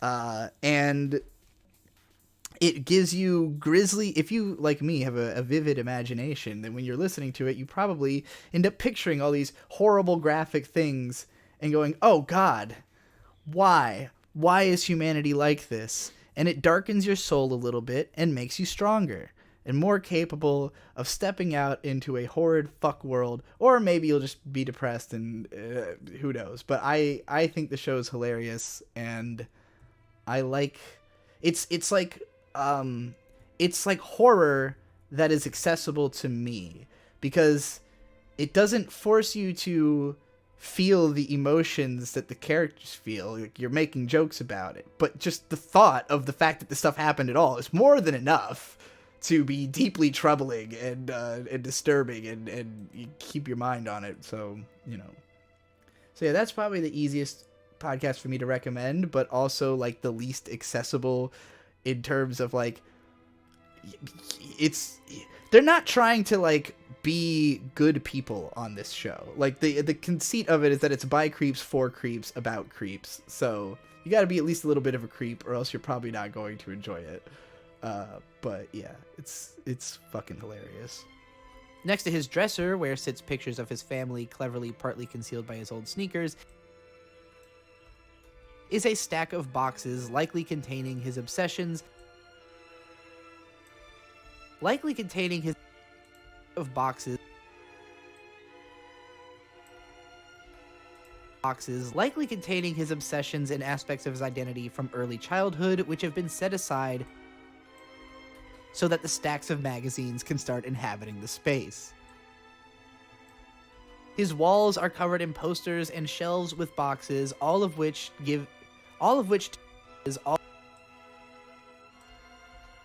to me give the vague impression of hobbyist gear. There's something that looks like surf wax on the top shelf, and most of the posters pertain to LFOs, lifting, which is what sky surfing is called, and a big Talho pinup that we could maybe recognize from seeing her briefly in the opening scene and the OP, though she looks pretty different. More than anything, though, looking at this stuff made me feel like I was in a shop for model kits. Just the shape of these boxes reminded me of Gunpla boxes, and I couldn't help feeling like the other boxes were full of paint kits and other customization tools. Maybe it was just the mecha association making me think that. But to me, the overall intent here seemed to be a reflection of what the creators considered to be the intended audience of the series. Somehow, Renton's Room finds the intersection of what a kid who's into popular countercultural sports like surfing, whose culture is portrayed kind of similarly to skateboarding in the series as well, since that's what writer Sato-san had personal experience with, and with that of a kid who's into anime and gunpla building. It also helps that his walls are weirdly metallic, which also lends a kind of sci-fi texture to the scene, even though the reason he lives like this will be revealed soon as very ordinary. His room is just attached to his ordinary. His room is just like an outhouse to his granddad's mechanic warehouse. Of course, the most prominent posters over Renton's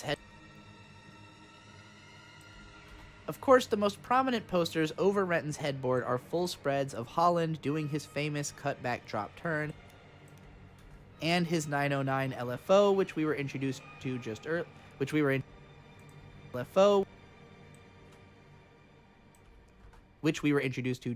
doing the same.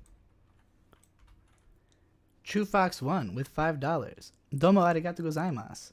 Do you ever have trouble scoring shows that you hold in high regard due to their impact on the medium, but aren't ones that you want to sit down and watch?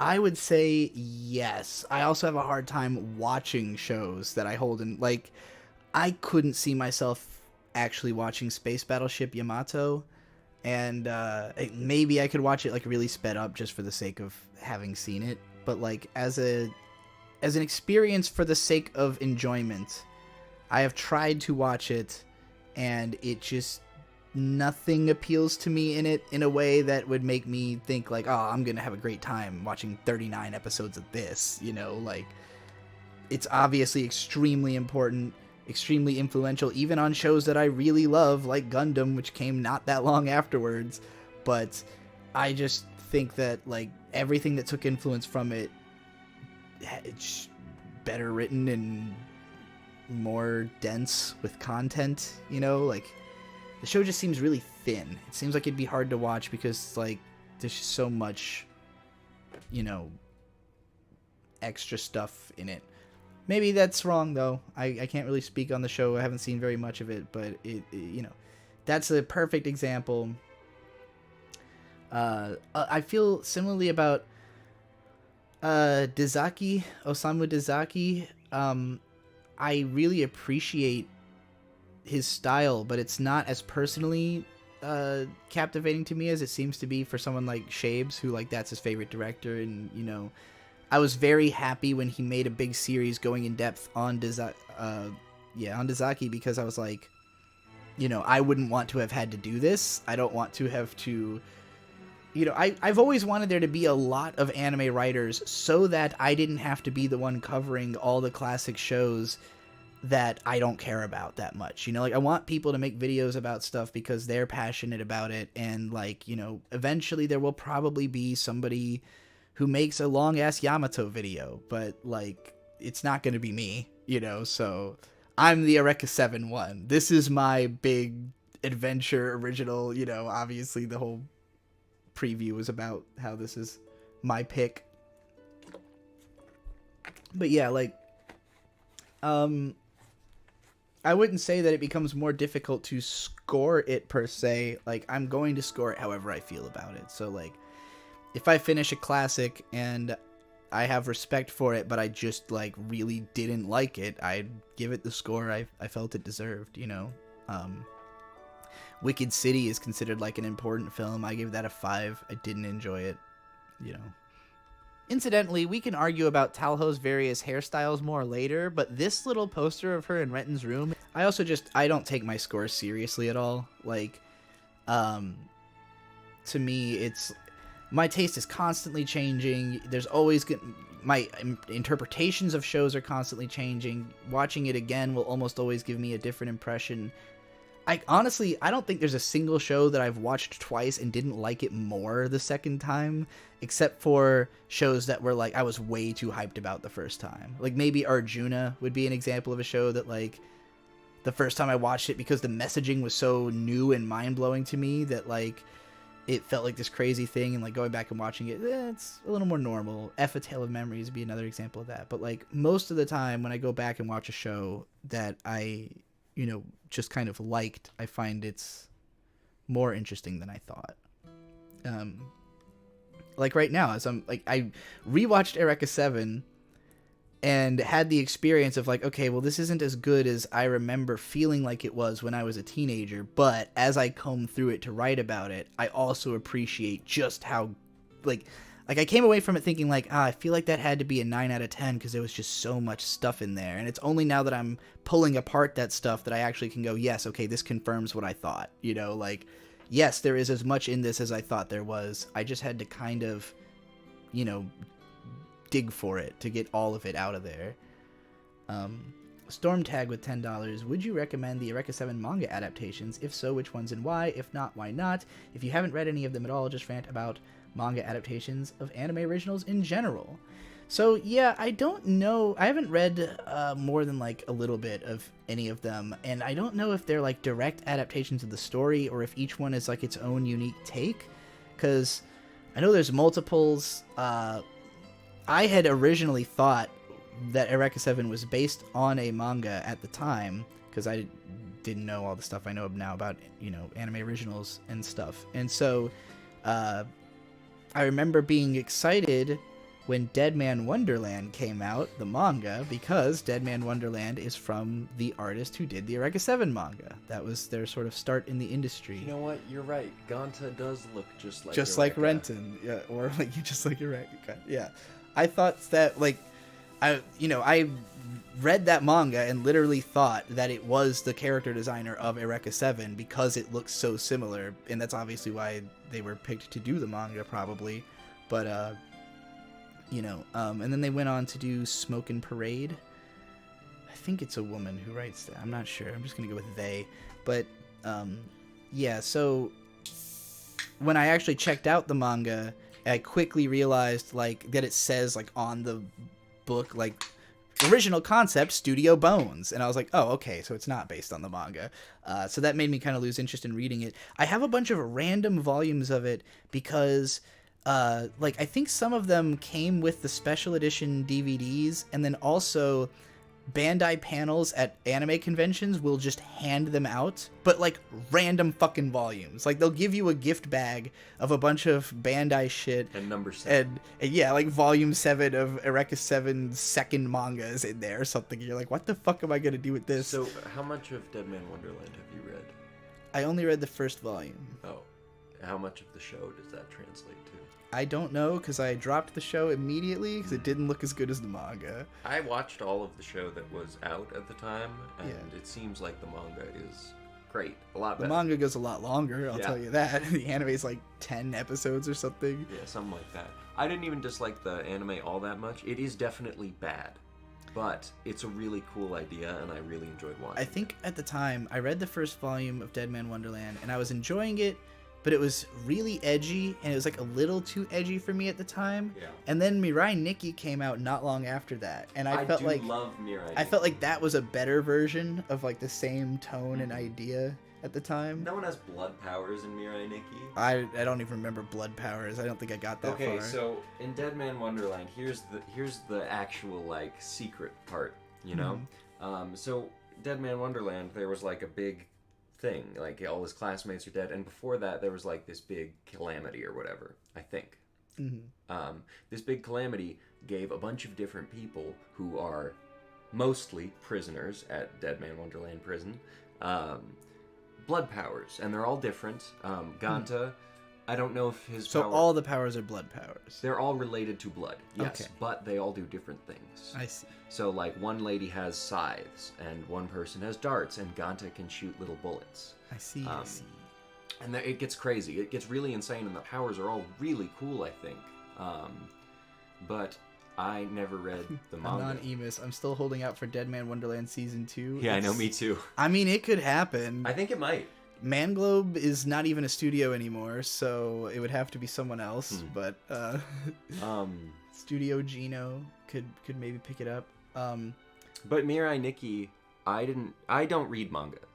The only manga I've ever read is JoJo's. And really, the only one? Pretty sure. Oh, I was about to say The Boys, but that's not manga. That's a comic. I'm trying to think. But yeah. Wow. I gotta get you into manga. I didn't realize. I somehow had just assumed you'd read a lot more manga. No. Wow.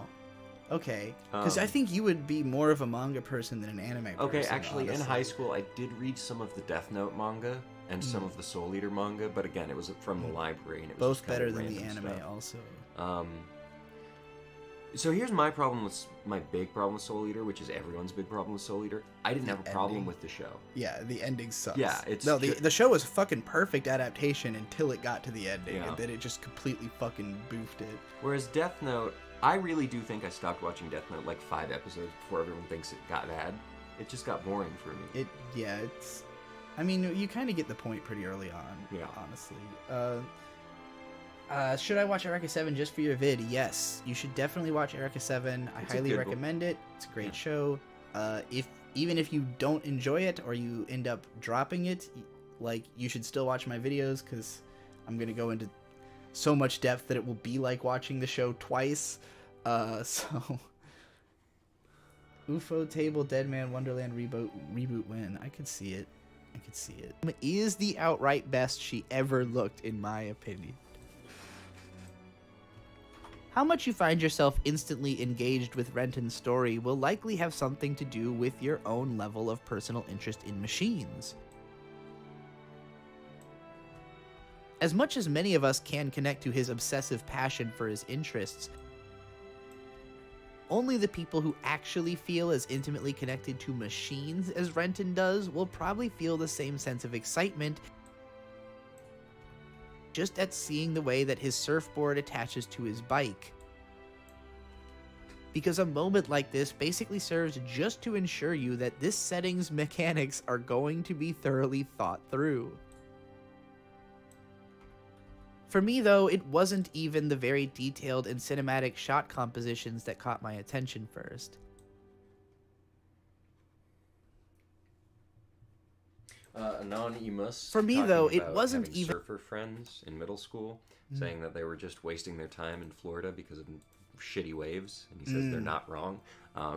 I have not been to any beach on the East Coast that even kind of compares a little bit to anything on the There's West actually Coast. about to be a quote in this script about this where I talk about how, as a person from Virginia Beach, I relate to the part where he's like, oh, Holland's from North Shore. It's just, like, you can't compete. Like, Yeah. It's the same as saying he's from... Which is even in Northern California, where it's just like, there's the beach, and then there's a wall of mountain. Yeah. Oh, it's so good. There's one of those in San Diego called Black's Beach, which is also coincidentally a nude beach, but I went there a lot as a kid. Yeah, because it's a good surf spot. the cliffside beaches in California are fucking awesome. You literally just descend a cliff onto a beach and, like, you're there. It's They're awesome unless you get stung by a stingray. Yeah. Which has happened to me. Ouch. But you lived. Did I? Oh. Good question. You wonder if you're alive, and I'm asking if I am dead still. Whoa. For me, though, it wasn't even the very detailed and cinematic shot compositions that caught my attention first. After all, I probably watched this show in like 240p on VO in 2007.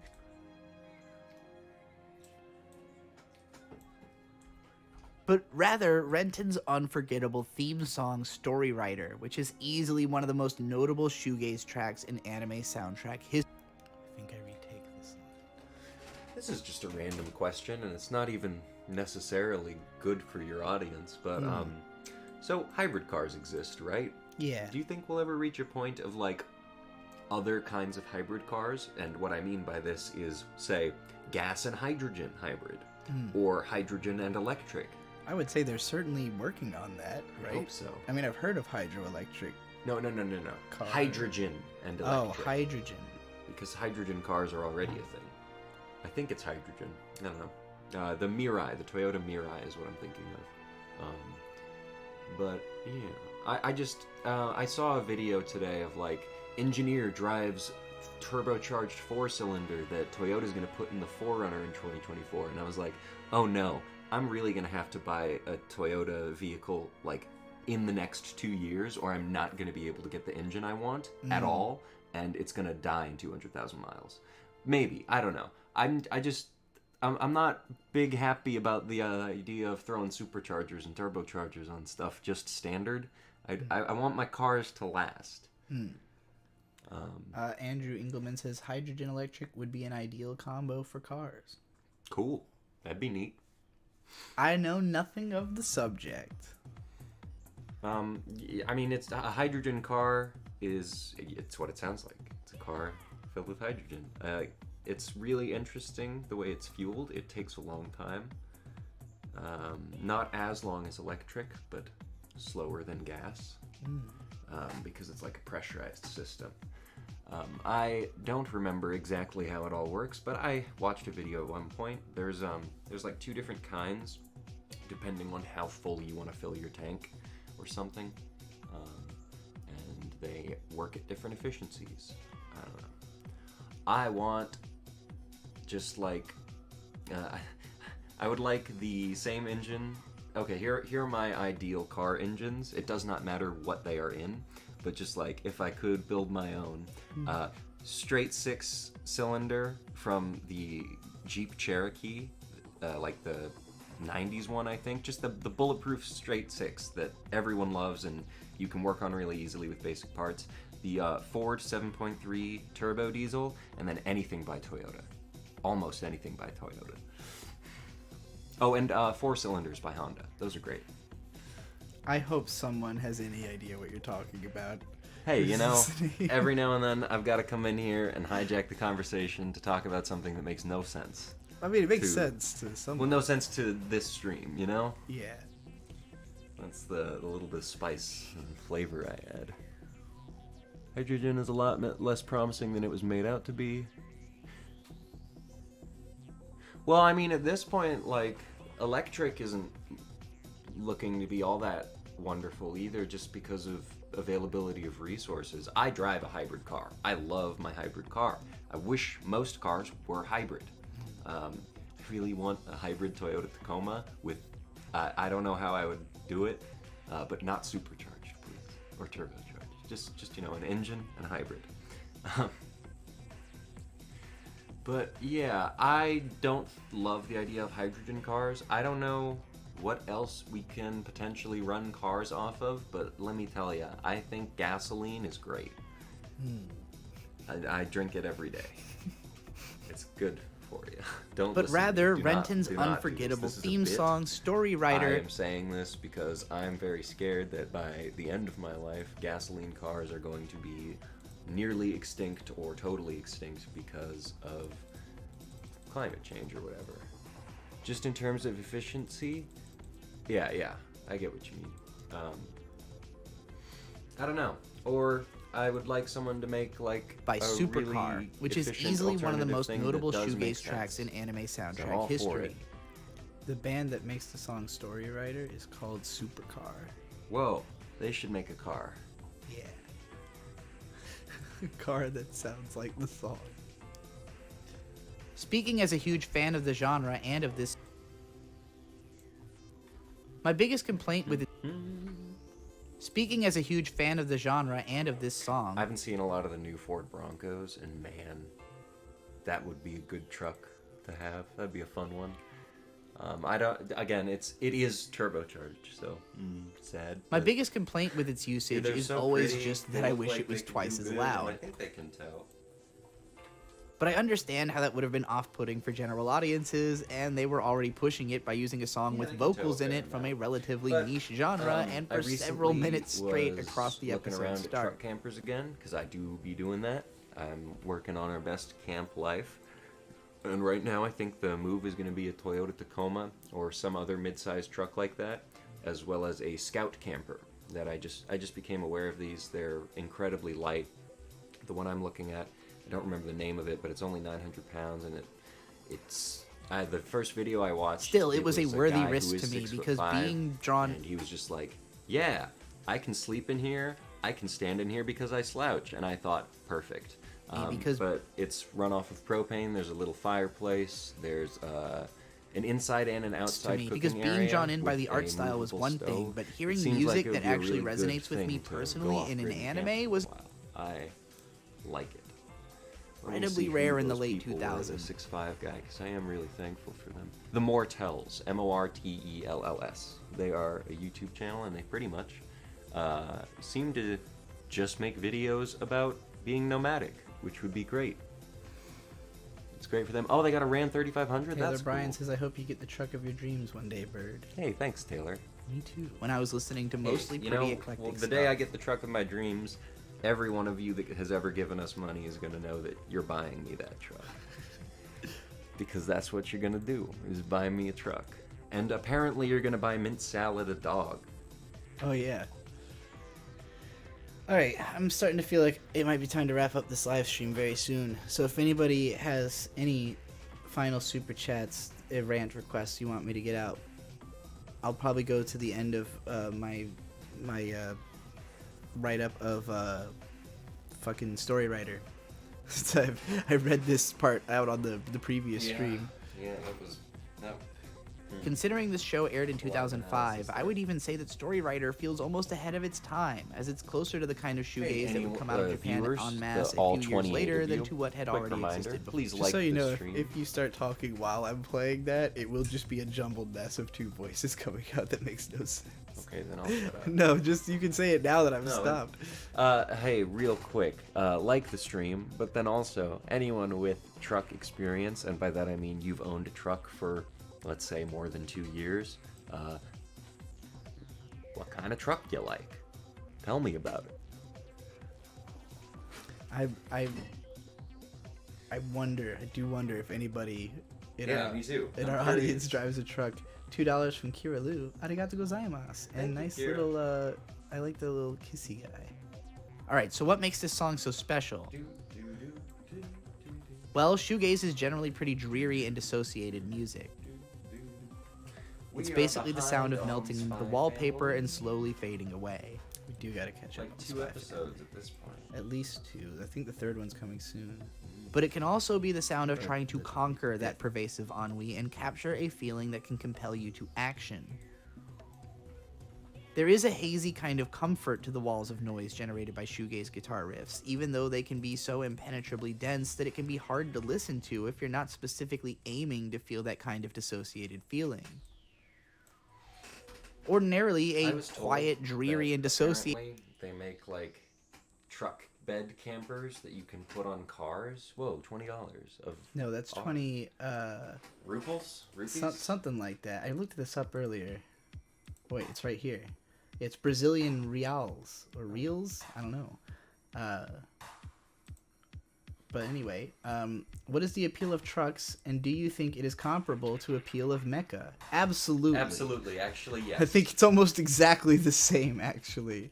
I mean, that's the main reason that I was sort of indulging what you were saying just now, is that it matched up kind of with what I was talking about in the video about Rent and talking to machines and being a mechanic and stuff. And I was like, yeah, this is kind of relevant. We were having a big mecha talk earlier. Yeah, I think being able to even do the most basic things on your car, like change your oil, check your air, like anything basic that you can do without any big tools, so you can avoid paying $50 for someone else to do it, you should learn how to do it. And I want to get to the point where I can, like, build a truck, and I'm being serious. I want to build my own truck so that I can trust it. I'll figure out all the registration stuff along the way, but, you know, one day, when money isn't an object because you will be buying me this truck, you, the viewer, I'm just going to build the best truck and then take it around to SEMA and things like that and show everyone and go, look, this is the best truck. And maybe someone will want to build the best truck. But I have no idea what goes into that. I just want to be better at building things. Building things is cool. I might be helping someone build a fence soon. I think the appeal of trucks is you're fucking That was the up there. You're up there. Yeah. Everything else is down there. So that's a big part of it. Is you're up there, everything else is down there. Increased carrying capacity is big for me. More trucks tend to be more capable of going other places, and by this I mean 4x4. Yeah. I've off-roaded my Prius, but it's not a great idea. It's a lot of fun, Right. but I would rather have a vehicle that's supposed to do it, you know? And I don't know. I mean, even like B and I, we talked very seriously about just importing a Toyota Hilux when we can, because those things we love whistling Okay, diesel. I was just. If you're gonna keep talking, can you get closer to the microphone? No, I can't. I was just checking to see what you sound like, and it sounds like you're in another room. I am in another room. Anyway, we really enjoy the Whistling Diesel videos, and especially the Hilux videos, and those videos have definitely convinced me that I want to own a Toyota Hilux. Even the newer ones, even though they look kind of weird. I really do prefer the 80s ones because of the nostalgia and aesthetic. PC gamer brain. The only thing I've ever driven is a Volvo XC90. Sorry to disappoint. Now, is that the SUV or the station wagon? Because if it's the station wagon, I love it.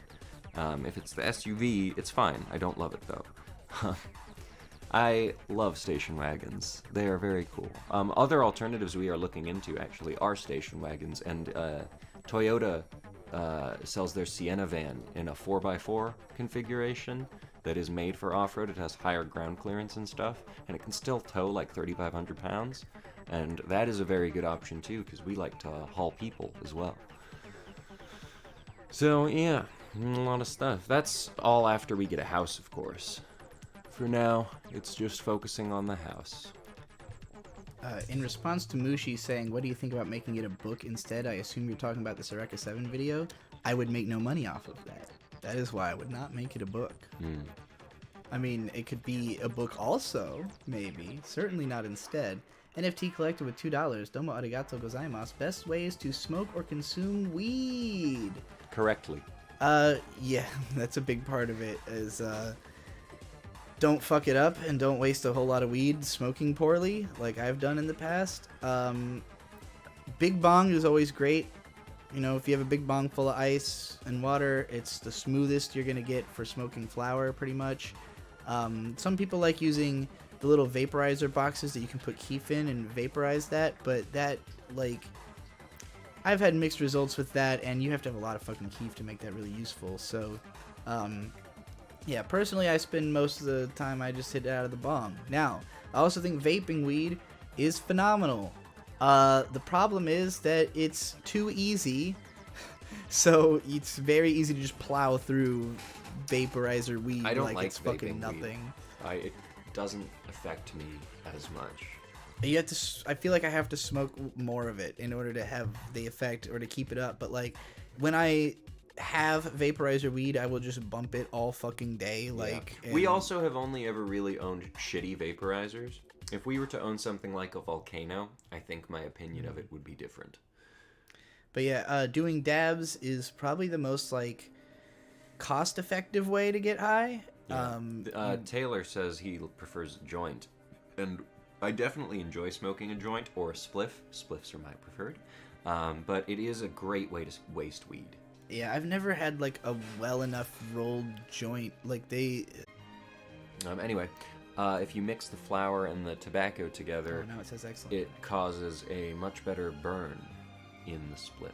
Yeah. As a result. More consistent, clean burn.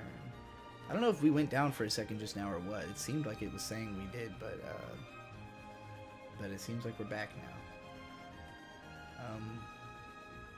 Yeah, he said I think it's like 30 to 40% is wasted. Yeah, it's just not cost effective if you smoke. Like, if I was somebody who only smoked on like the weekend, it would be like, hey, I'm gonna buy a couple blunts or a couple joints or whatever and have a nice time, because it does feel mega chill, really fun to do. But again, yeah, you're wasting a lot, and if you smoke as often as I do, it's just not cost effective to smoke that way. So I try to get big bong, take the smallest hit I possibly can, hold on to it as long as possible.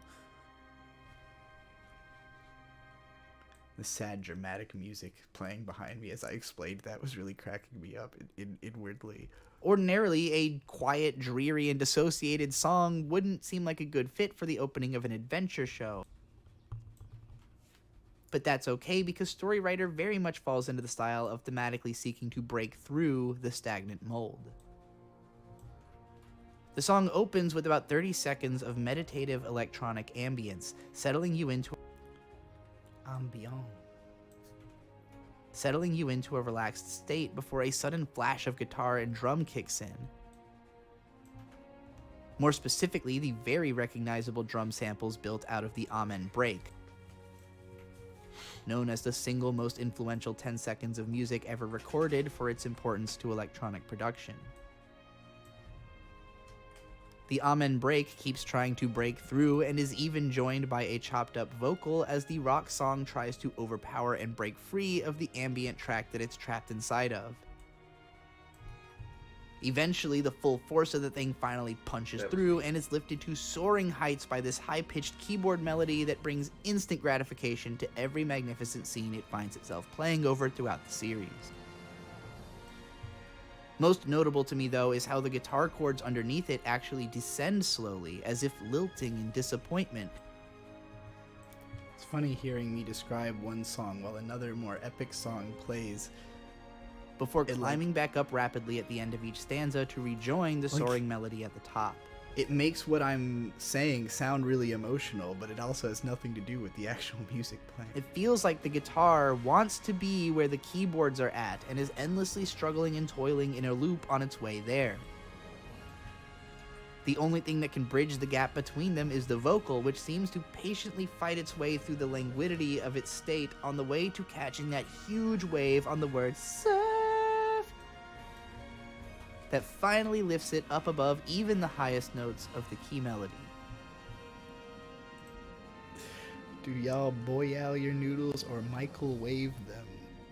The answer was Thanos? No, he's calling Thanos. Oh, he's calling Thanos. Okay.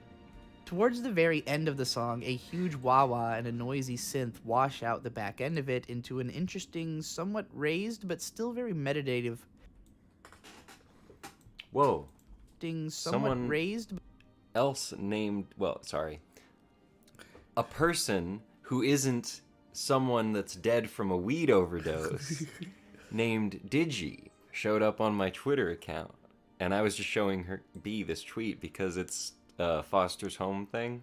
Oh yeah, the guy from the old man from Spy Family looking like the what's his fuck from Foster. The Rabbit Boy. Yeah. What the hell is his name? And wash out the back end of it in Rabbit Man Foster's. Somewhat raised, but still very Harriman. Mr. Harriman. end of it into an interesting, or Harry somewhat, Man? I don't know. I don't remember that being his name. That's weird. That's his interesting, name. somewhat raised, but still very meditative place at the end. It's a very ambient chord to end on, interestingly to me, because Renton's journey really doesn't end up being about achieving victory or catharsis so much as achieving a tenuous peace. And I think that's what we get at the end of this absolutely phenomenal track. A lot of people that I've talked about or watched Eureka 7 with found themselves almost immediately disliking Renton Thurston by way of how he introduces himself with his narration in this scene. Alright, I finished talking about Storywriter. I think that's going to be it. We're going to wrap up the stream here, folks. Thanks everybody who came out to watch me. I thought I was going to edit the audio for this pretty quickly and then move into video editing, but I forgot that if I talk, I can't edit the audio at the same time. So every time I was, answering a super chat, I was thinking, oh, this is mindless. I don't have to think about it, so it'll be very easy to do at the same time. And then immediately, as soon as I started answering a super chat, I was like, oh, wait, I can't listen to the audio and talk over it because it'll be confusing. So the next time that I do one of these streams, it will be the video editing process instead of audio editing. We're gonna every stage of this video will be chronicled in some kind of live stream, just because I do think it's interesting. People often ask me about like how my process works and stuff, and you know, in the moments where I just put my head down, stop answering questions, and work, you can get a great sense of that. But from these live streams. But yeah, it'll make a lot more sense to do this with, well, even with video editing. Yeah, because I don't really have to hear what I'm saying as much. Like, it doesn't have to be clear, and I can turn it down. So it should make more sense to do video editing. But maybe it'll be exactly the same. Anyways, thanks for coming out, everybody. How long does audio editing take for video this length? Well, this particular part, because this is just about the first episode of Eureka 7. It was an hour and 6 before I started editing it. So I've currently cut 6 minutes off. It'll probably lose another 5 and end up being like a 55-minute video. So a 55-minute video starts as a hour and 6 minute recording. So about 10 minutes worth of fuck ups and gaps and pauses and everything. But otherwise I recorded it in pretty much one go.